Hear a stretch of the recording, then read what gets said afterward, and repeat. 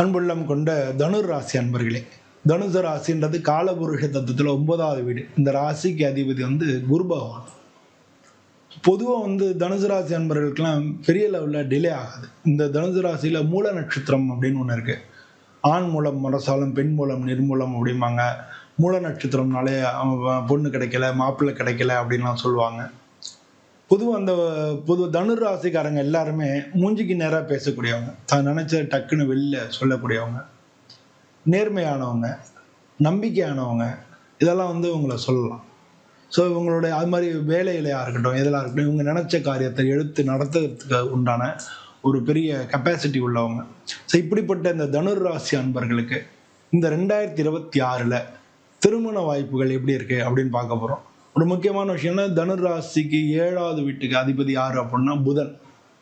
அதனால இவங்களுக்கு அமையக்கூடிய வாழ்க்கை துணை நல்ல புத்திசாலியா இருப்பாங்க, இவங்களை ஈக்குவலான புத்திசாலியா இருப்பாங்க அப்படின்றத நம்ம புரிஞ்சுக்க முடியும்.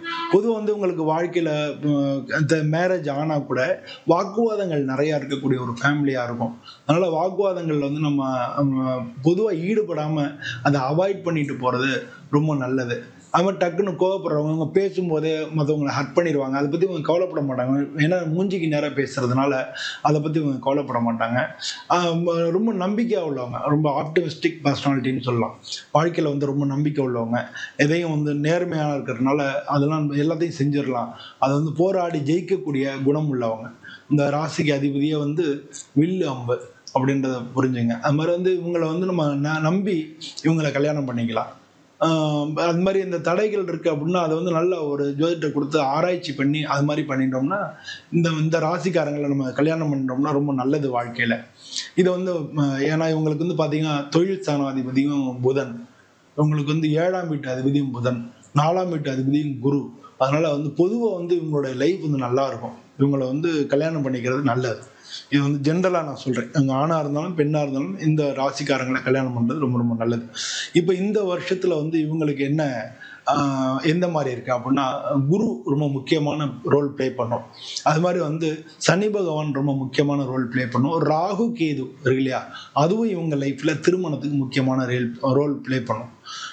அது மட்டும் இல்லாமல் புதன் இடத்துல பார்த்தோம்னா, கோச்சாரத்தில் புதன் அடிக்கடி சீக்கிரமாக நகரக்கூடிய ஒரு கிரகம்ன்றதுனால கோச்சாரத்தில் உங்களுக்கு பெரிய பாதிப்புகளை ஏற்படுத்தாது. இப்போ இந்த மாதம் இல்லாட்டாலும் அடுத்த மாதம் நடந்துடும், இந்த மாதம் போனாலும் அதுக்கு அடுத்த மாதம் உங்களுக்கு காலம் நல்லாயிடும். அதனால உங்களுக்கு ஜென்ரலாக உங்களுக்குலாம் அது மாதிரி கல்யாணத்துக்கான இது டக்கு டக்குன்னு நடந்துடும். ஆனால் அதுக்கான காலம் தசாபதி உங்கள் ஜாதகத்தில் வருதா இல்லை உங்கள் ஜாதகத்தில் தடை இருக்கா அப்படின்றத நம்ம ஜாதகத்தை காமிச்சு நம்ம பார்த்துக்கணும். இவங்களை பொறுத்தவரை இந்த 2026 நல்ல பலன் தரக்கூடிய ஒரு வருஷமா இருக்கு. ஏன்னா மார்ச் மாதம் 11ஆம் தேதி வரைக்கும் இவங்களுக்கு சுப காரிய தடைகள் இவங்களுக்கு இருக்கு.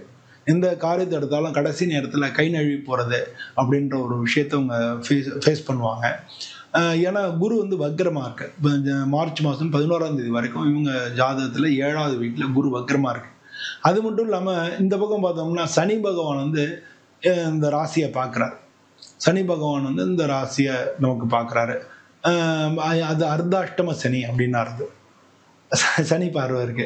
அதுக்கடுத்து ராகு பார்த்தோம்னா அவர் ரிவர்ஸ்ல வர்றாரு இல்லையா, அதனால ரிவர்ஸ்ல பார்த்தோம் அப்படின்னோம்னா அவர் ஏன்னா இப்படிதான் சுத்துறாரு. அப்போ பார்வை எந்த பக்கம் அவர் நகர்றாரோ அந்த பக்கம் தான் பார்வை இருக்கும். அப்போ ராகுவுக்கு 3வது வீட்டை பார்க்குறாரு. அப்போ ராகுவினுடைய பார்வையும் இவங்களுக்கு இருக்கு. இவங்களுக்கு எந்த தடை இருந்தாலும் திரும்ப திரும்ப முயற்சி பண்ணக்கூடிய ஒரு காலகட்டமாக இருக்கும். ஸோ ராகு பார்வை, சனி பார்வை, குரு பார்வை, இது 3 இருக்கு. குரு வக்ர குரு பார்வை அப்படின்னு நம்ம அப்படி புரிஞ்சுக்கணும். அப்படின்றதுனால மார்ச் மாதம் 16ஆம் தேதி வரைக்கும் உங்களுக்கு எல்லா காரியங்களும் தடைகளாக இருக்கிறத நம்ம புரிஞ்சுக்க முடியும். அதுவும் முக்கியமாக வேலை சம்பந்தப்பட்ட விஷயங்களும் உங்களுக்கு தடைகள் இருக்கிறத நம்ம புரிஞ்சுக்க முடியும். இதுக்கு அப்புறம் வரக்கூடிய அந்த காலம் மார்ச் 11க்கு மேலே குரு பார்வை ஃபுல் ஆகிடுது. குரு பார்வை இவங்க மட்டும் இல்லை, இவங்களுக்கு 3வது வீட்டு ராகுவையும் பார்க்குறாரு. ஸோ குரு பார்வை ஏற்பட்ட உடனே டிலே இருந்தது அதெல்லாமே உங்களுக்கு விலக போகிறது. அது மாதிரி ஒரு காரியத்தை எப்படி செய்யணும் அப்படிங்கிற இந்த ஐடியாலாம் உங்களுக்கு தெரிஞ்சிடும். ஸோ அதெல்லாம் அந்த யோசனைகள் வர ஆரம்பிச்சிடும். அதனால் இன்னும் கொஞ்சம் முயற்சிகளை கூட்டி அது நடக்கிறதுக்கு உண்டான வாய்ப்புகள் தான் அதிகமாக இருக்குது. இதே நேரத்தில் இந்த குரு பகவான் பெயர்ச்சியாளர் உச்ச குருவாகி 2வது வீட்டை குடும்பஸ்தானத்தை பார்க்குறார்.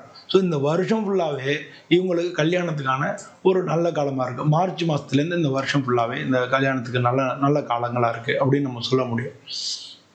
அதனால இந்த வருஷம் தனுசு ராசி அன்பர்கள் எல்லாமே கல்யாணத்துக்கான கால் தான், அந்த காலம் தான். இந்த 2026வது வருஷம் இவங்களுக்கு திருமண வருஷம் அப்படின்னு சொல்லி நம்ம முடிவு பண்ணவங்க கூட ரொம்ப நல்ல காலங்கள் அப்படின்னோம்னா மார்ச் 11 ஏப்ரல், இதெல்லாம் ரொம்ப நல்ல. மார்ச் மாதம் 2வது வாரத்துலேருந்து ஏப்ரல் மாதம் இது வரைக்கும் ஏப்ரல் மே மாதம் இதெல்லாம் வந்து உங்களுக்கு ரொம்ப ரொம்ப நல்ல காலங்கள். இந்த வருஷம் வேறு மே மாதத்தில் வந்து வைகாசி இருக்கு இல்லையா, அது ஒரு மழை மாதம். அப்போ வந்து திருமண காரியங்கள் செய்யக்கூடாது அப்படின்னு சொல்லி ஜோதிட ரீதியாக சொல்கிறாங்க. அப்போ வந்து 2 பௌர்ணமி வர்றதுனால இந்த வைகாசி மாதத்தில் நல்ல சுப காரியங்கள் வந்து கொஞ்சம் தள்ளி போடுறது நல்லது அப்படின்னு சொல்லி சொல்கிறாங்க. ஸோ அதனால் வந்து ஆனால் நமக்கு மேரேஜ் பேச்சுவார்த்தைகள் நம்ம நடத்துறதுக்கு எந்த தடையும் கிடையாது.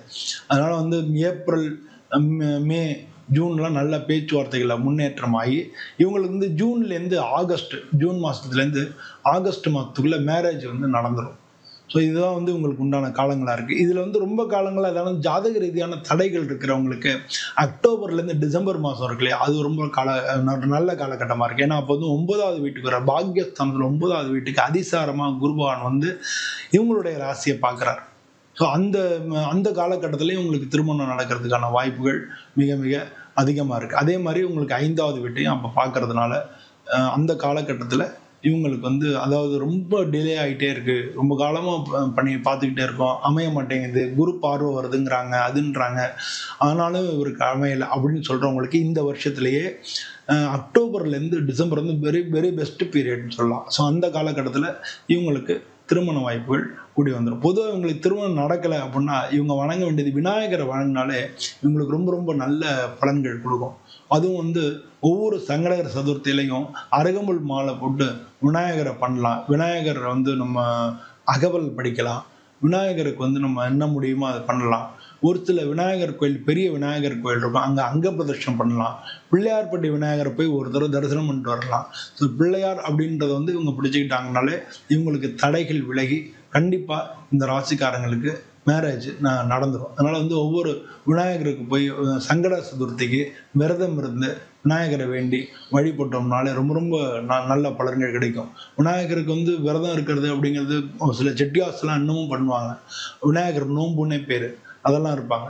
ஸோ அது வந்து அவ்வளோ பெரிய பலன் தரக்கூடியது, பொருளாதாரத்தையும் செல்வ வளத்தையும் தரக்கூடியது. அதே மாதிரி வாழ்க்கையில் வந்து செட்டில் ஆகிறதுக்கு உண்டான வாய்ப்புகளை நமக்கு அள்ளி அள்ளி தரக்கூடியது இந்த விநாயகர். ஸோ அந்த விநாயகர் விரதம் இருந்து சங்கட சதுர்த்தி அன்னைக்கு அவருக்கு அருகம்புல் மாலை போட்டு ஒரு அர்ச்சனை பண்ணி ஒரு அபிஷேகம் பண்ணி அர்ச்சனை பண்ணி கொஞ்சம் சாதம் போட்டு 4 பேர் கொடுத்து இந்த மாதிரி வந்து அந்த விஷயத்தை வந்து நீங்களே என்ஹான்ஸ் பண்ணி உங்களால் எந்த அளவுக்கு அது செய்ய முடியுமோ. சுவாமியை வேண்டது முக்கியம் இல்லை, நம்ம ஆசையாக சாமிக்கு செய்யணும். அது அப்போ வந்து நம்ம வியாபாரம் மாதிரி நான் அதை கேட்டேன் செய்யலை அதனால அப்படின்ற அப்ரோச் சுவாமிகிட்ட வைக்காமல் இது வந்து நம்மளுடைய வேண்டுதல். சரி, ஏதாச்சும் எனக்கு லைஃப்பில் செட்டில் ஆகிறதுக்கு நீங்கள் தான் உதவி பண்ணணும் அப்படிங்கிறது. அப்போ தான் வந்து பிரபஞ்ச சக்தியை நம்ம கூப்பிட்டு அதாவது நம்ம காரியத்தை நடக்க வச்சிடலாம். அந்த பிரபஞ்சமே வந்து உங்களுக்கு உதவ ஆரம்பிச்சிடும். அந்த மாதிரியான விஷயங்கள் தான் இதெல்லாம். அந்த மாதிரி பண்ணிக்கிட்டிங்கனாலே பொதுவாக இந்த வருஷம் வந்து உங்களுக்கு மிக மிக நல்ல வருஷங்களாக இருக்குது.